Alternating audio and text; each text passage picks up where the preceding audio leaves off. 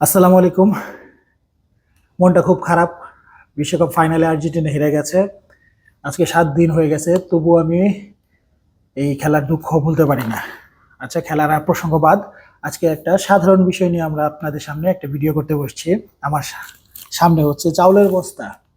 দিন দিন জিনিসপত্রের দাম যেভাবে বাড়তেছে, আমি আজকে যেটা কিনে 1 মাস পরে দেখা যায় যা জিনিসের দাম বেড়ে যায়।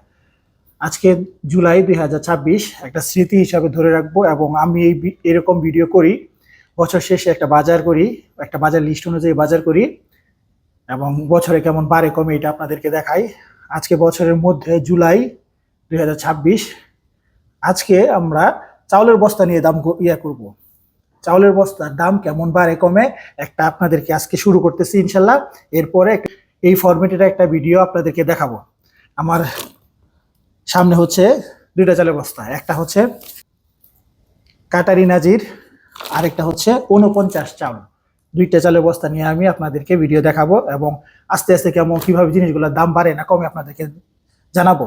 আজকে দেখে রাখি, এই চালের বস্তাটা 2026 সালের জুলাই মাসে এই 49, মানে 49 হচ্ছে চালের একটা জাত, ধানের একটা জাত হচ্ছে 49 এই চালের বস্তা 25 কেজির বস্তা নিয়েছে আমার কাছে 1500 টাকা আমাদের লোকাল বাজারে।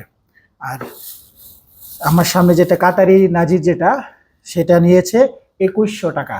25 কেজির বস্তা 2100 টাকা 2026 সালের জুলাই মাসে।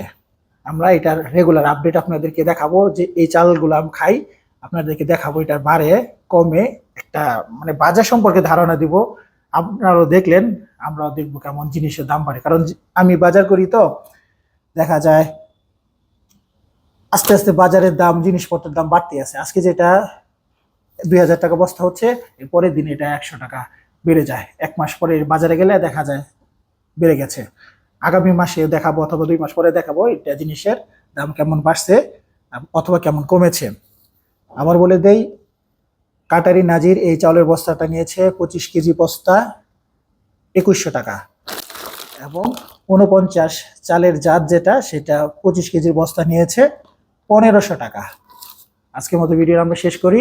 দেখা হবে ইনশাল্লাহ কয়েক মাস পরে। আপনারা ভালো থাকবেন, সুস্থ থাকবেন। আসসালামু আলাইকুম।